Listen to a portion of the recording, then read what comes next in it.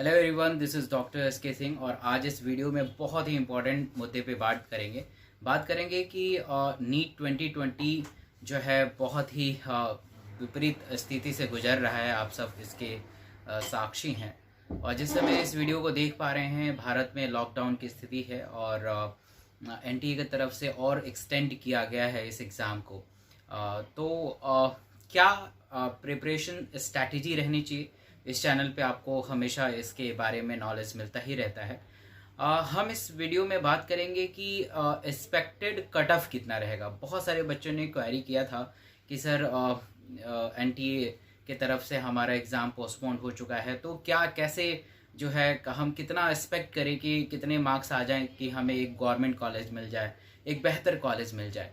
तो ये वीडियो उन्हीं बच्चों के लिए डेडिकेटेड है जिन बच्चों को लगता है कि क्या कट ऑफ आने वाला है इस 2020 एग्ज़ाम में, एक्सपेक्टेड कट ऑफ क्या रहेगा इस 2020 के एग्ज़ाम में। इसी के बारे में हम बात करेंगे आज इस वीडियो के बारे में। सबसे पहले अगर आप नए हैं इस चैनल पे तो इस चैनल को ज़रूर सब्सक्राइब कर लीजिए, बिकॉज ये चैनल जो है आपको नाम के आगे डॉक्टर लगाने में सक्षम है। और इस चैनल को सब्सक्राइब करें और बेल आइकन को ज़रूर दबाएं ताकि जब भी वीडियो आए आप तक पहुंच सके, आपके पास नोटिफिकेशन आ सके। तो सबसे पहले हम बात करते हैं कि कट ऑफ क्या होता है और कट ऑफ 2020 में कितना होगा, क्योंकि ऑलमोस्ट जो है काफ़ी दिन तक पोस्टपोन हो चुका है। तो क्या इस संदर्भ में हमारा कट ऑफ और इंक्रीज़ होगा, कंपटीशन का लेवल और बढ़ेगा। और इस नीट 2020 में पहली बार जो है एम्स जैसे बड़े एग्ज़ाम भी शामिल हो रहे हैं। एम्स जैसा बड़ा ऑर्गेनाइजेशन भी इस नीट में इंक्लूडेड है। तो उस सिनेरियो को भी देखते हुए हम सारे पहलू पे बात करेंगे कि वाकई कि कितना कट ऑफ होना चाहिए। तो देखिए, सबसे पहले अपने जहन में आता है कि ये कट ऑफ है क्या और कट ऑफ किन चीज़ों पे डिपेंड रहता है, किन मुद्दे पे डिपेंड करता है। तो देखिए, कट ऑफ का सबसे पहला मुझे लगता है कि सिर्फ 3 ऐसे फैक्टर हैं, उस पर डिपेंड करता है कट ऑफ। पहला फैक्टर कि उस एग्ज़ाम में कितने स्टूडेंट अपीयर हो रहे हैं, the number of student appear in that particular exam. तो उस पर काफ़ी ज़्यादा जो है कट ऑफ निर्धारित रहता है। ज़्यादा से ज़्यादा जिस एग्ज़ाम में बच्चे अपीयर होंगे तो ऑब्वियस सी बात है वहाँ पे बहुत ज़्यादा कट ऑफ होने की आशंका व्यतीत की जाती है। तो जहाँ पे ज़्यादा नंबर ऑफ स्टूडेंट होंगे वहाँ पे कट ऑफ बढ़ेगा। दूसरा होता है द लेवल ऑफ क्वेश्चन, उस एग्ज़ाम में लेवल कैसे हैं। अगर ऑन एन एवरेज टाइप के क्वेश्चन है तो ऑब्वियस है कट ऑफ और बढ़ेगा, है ना। तो कट ऑफ और बढ़ेगा, तो उन सब पे डिपेंड करेगा।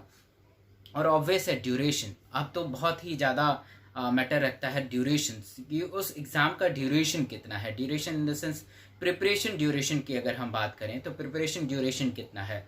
कहें कि देखिए क्या होता था कि बहुत सारे बच्चे जो क्लास 12th में होते थे तो वो क्या होता था कि उनको इतना समय नहीं मिल पाता था। अगर हम कोरोना वायरस को ना देखें तो पुराना अगर ट्रेंड देखें तो जैसे हमारा बोर्ड का एग्ज़ाम ख़त्म होता था, 12+2 के एग्ज़ाम ख़त्म होता था, महज हमें 30 डे अप्रॉक्स 45 डेज़ मिलता था। उस 45 डेज़ में हमें जो है 11th कंप्लीट करना होता था। 11th के फिजिक्स, केमिस्ट्री, बायो कंप्लीट करके फिर एग्ज़ाम देना होता था।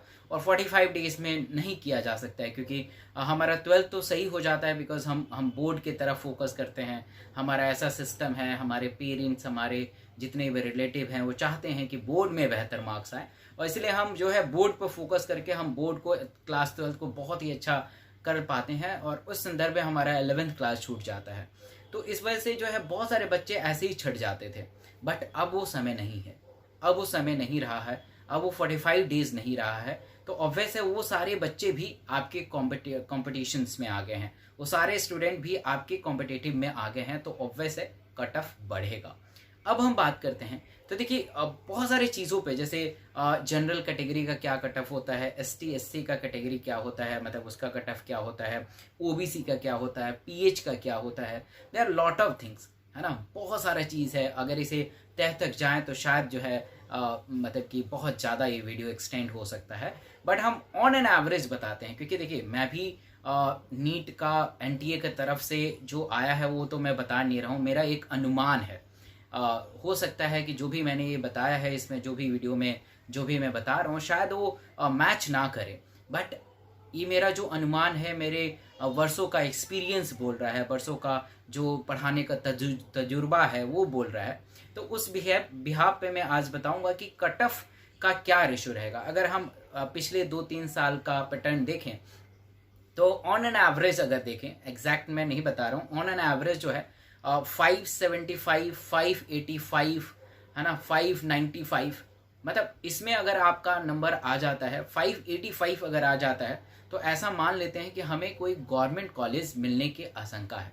क्योंकि हमारा फाइट जो होता है वो गवर्नमेंट कॉलेज के लिए होता है, क्योंकि आप सबको पता है कि गवर्नमेंट कॉलेज में एमबीबीएस की पढ़ाई बिल्कुल फ्री ऑफ कॉस्ट होती है, ना के बराबर होती है। इसलिए फ्री ऑफ कॉस्ट बता रहा हूँ कि उसमें महज एक हॉस्टल फीस लगता है, एग्जामिनेशन फीस लगता है, पूरे साल में एक बार एग्जामिनेशन होता है, first year, second year, third year and final year, और भी छोटा मोटा चार्जेस अगर देखें तो बहुत ही कम होता है फीस।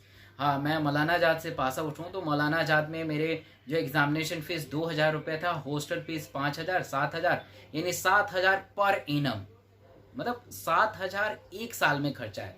तो आप समझ सकते हैं कि मतलब बहुत ही सस्ता फीस है। तो हमारा फाइट जो है गवर्नमेंट मेडिकल कॉलेज के लिए है। तो गवर्नमेंट कॉलेज में लास्ट अगर डाटा देखें तो ऑन एन एवरेज अगर मान के चलें कि अगर आप सेफ जोन में आना चाहते थे तो 585, 595 अगर लेके आते हो तो सेफ जोन में हो, पक्का कहीं ना कहीं आपको मेडिकल गवर्नमेंट मेडिकल कॉलेज मिलने के आसार हैं और एमबीबीएस मिलने का आसार है।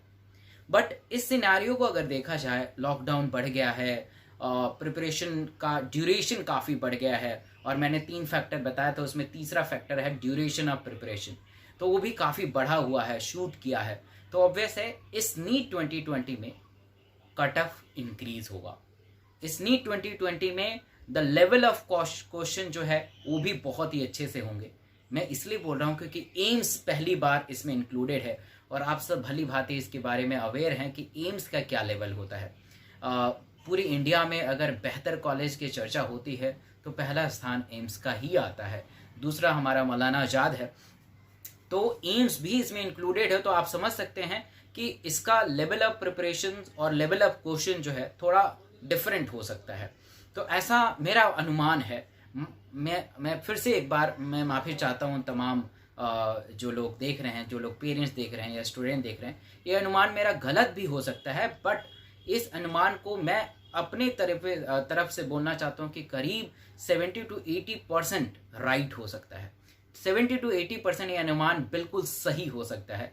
तो इस बार का जो कट ऑफ है मुझे लगता है कि करीब जो है 600 के आसपास होगा, 600 के आसपास, कहीं ना कहीं वो 590, 595, 600 के आसपास कट ऑफ होने के ज़्यादातर चांस होंगे।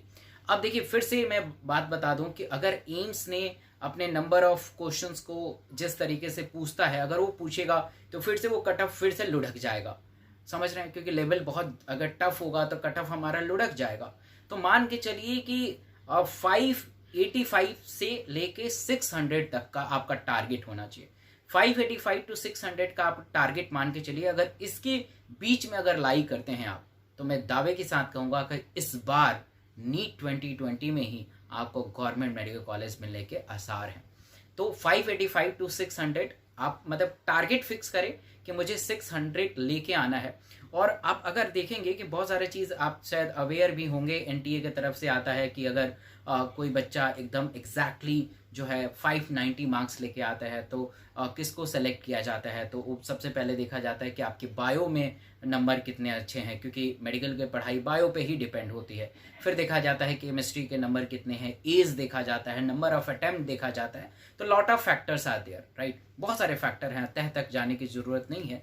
बट अपना गोल जो है 600 पे सेट करें, अपना गोल जो है 600 पे सेट करें, और कम से कम बायो में ये सेट करें कि मुझे जो है बेहतर मतलब 300 से ऊपर मार्क्स लेके आए, है ना। तो बायो जो होता है 90 क्वेश्चन होते हैं, आप सबको पता है, तो आपको बायो में बेहतर मार्क्स लाने की कोशिश करनी चाहिए, क्योंकि बायो पे भरोसा किया जा सकता है, बायो को बार बार रिवाइज किया जा सकता है, बायो को स्ट्रॉन्ग बनाया जा सकता है, और ये पॉसिबल है। एनसीईआरटी बार बार पढ़ें, प्रीवियस ईयर के सारे पेपर 10 साल के, एम्स के 10 साल के, नीट के, पेपर्स को सॉल्व कर लीजिए 2-3 बार, तो बायो आपका बहुत ही स्ट्रांग हो जाएगा, सुपर स्ट्रांग हो जाएगा। और भी स्ट्रांग बनाने के लिए मैं अनअकैडमी पे डेली लाइव पढ़ाता हूँ, और मेरे से आप फ्री ऑफ कॉस्ट भी पढ़ सकते हैं। आपको सिंपल अनअकैडमी लर्निंग ऐप को डाउनलोड करना है और वहाँ सर्च करना है डॉक्टर एसके सिंह। मैं डेली 8 से 9 बजे शाम को लाइव पढ़ाता हूँ, और आप उसका फ़ायदा उठा सकते हैं। और इसमें कोई, और काफ़ी मैं फरवरी से ही लाइव पढ़ा रहा हूँ डेली फ्री में, तो बहुत सारे बच्चों ने जो है इसका फ़ायदा उठाया है। और हमने एक स्लोगन स्टार्ट किया है, अगर 340+ मार्क्स अगर आपको चाहिए तो रोज़ डॉक्टर एसके सिंह से पढ़िए, और इस स्लोगन का ज़रूर प्रभाव पड़ेगा। आप देख सकते हैं इसका प्रमाण जो है जब नीट का रिजल्ट आएगा तब आपको मैं दूंगा। तो सबसे पहली बात कि अपने बायो को स्ट्रांग बना के रखें, और टारगेट सेट कर लीजिए कि मुझे 600 चाहिए। अब 600 चाहिए तो मुझे फिजिक्स में कितना चाहिए, केमिस्ट्री में कितना चाहिए, और बायो में कितना चाहिए। ऐसा पूरा टारगेट सेट बना के चले कि आपका जो रैंक, आपका जो नंबर है वो 600 से बढ़ जाए। और अगर नंबर 600 से बढ़ता है तो आपको एक बेहतर मेडिकल कॉलेज मिलने के चांसेस बढ़ जाते हैं। आई होप कि मेरे सारे बताए हुए चीज़ों पे आप गौर फरमाएंगे, गौर से देखेंगे, समझेंगे, सीखेंगे, और वैसे ही अपने प्रिपरेशन स्ट्रैटेजी को बढ़ाएंगे। बहुत बार ऐसे क्वेश्चंस आते हैं कि सर हम लोग तरह तरह के अलग अलग ऑनलाइन प्लेटफॉर्म पे MCQ प्रैक्टिस करते हैं, हमने अलग अलग चीज़ों को ज्वाइन किया है, अलग अलग मॉड्यूल्स कर रहे हैं, फिर भी हमारे मार्क्स जो हैं बहुत नेगेटिव में जा रहे हैं। तो नेगेटिव को कैसे अवॉइड करें? अगर आप नेगेटिव को पॉजिटिव बना दोगे तो अपने आप देखोगे आपके मार्क्स इंप्रूव होंगे, सिलेक्शन के चांसेस बढ़ जाएंगे। तो मैं नेक्स्ट सेशन में, नेक्स्ट वीडियो में आपको बताऊंगा कि इस नेगेटिव मार्क्स को कैसे रोका जाए।